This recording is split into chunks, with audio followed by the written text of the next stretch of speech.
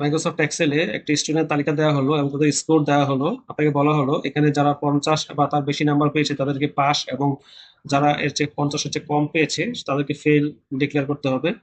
তো এটা আপনাকে মাত্র 15 সেকেন্ডে করতে হবে। তো আপনি একটি ফর্মুলা অ্যাপ্লাই করে এই কাজটা খুব সহজে করতে পারেন।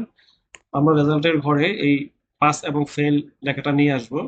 তো আমরা প্রথমে ইকুয়াল টাইপ করব, দেন আমরা টাইপ করব ইফ ফাংশন। ইফ লিখে আমরা ফার্স্ট ব্র্যাকেট দিব, দেন আমরা সেল দেখিয়ে দিব, যে সেলে স্কোর আছে সেটা দেখিয়ে দিব। দেন আমরা টাইপ করব greater than and equal to দিব, যেহেতু সমান অথবা বেশি পেলে সে পাস হবে, তাই আমরা গ্রেটার দেন এবং ইকুয়াল টু টাইপ করে দিব, করে নাম্বার দিয়ে দিব, নাম্বার রেঞ্জ, দেন কমা দিয়ে আমরা ইনভার্টেড কমার মধ্যে, ডাবল ইনভার্টেড কমার মধ্যে টাইপ করব পাস। যদি সে 50 বা তার বেশি পায় তাহলে সে পাস, এবং কমা দিয়ে আবার ডাবল ইনভার্টেড কমার মধ্যে লিখবো ফেল। তো যদি এর চেয়ে কম পায় তাহলে ফেল। এবার আমরা ব্রেকেট ক্লোজ করে দিয়ে এন্টার প্রেস করবো, করার মাত্রই দেখবেন পাস লেখা এসেছে। আমরা যদি এখানে ডাবল ক্লিক করি এই কর্নারে, তাহলে সম্পূর্ণ রেজাল্ট এক ক্লিকে চলে আসবে। দেখতে পাচ্ছেন 26 জনের রেজাল্ট এখানে এক ক্লিকে মাত্র চলে আসলো। যারা পাস তাদের পাস, যারা ফেল তাদের ফেল এখানে চলে এসেছে। আসলে আপনি এই কাজটি খুব সহজে করতে পারবেন। ধন্যবাদ সবাইকে।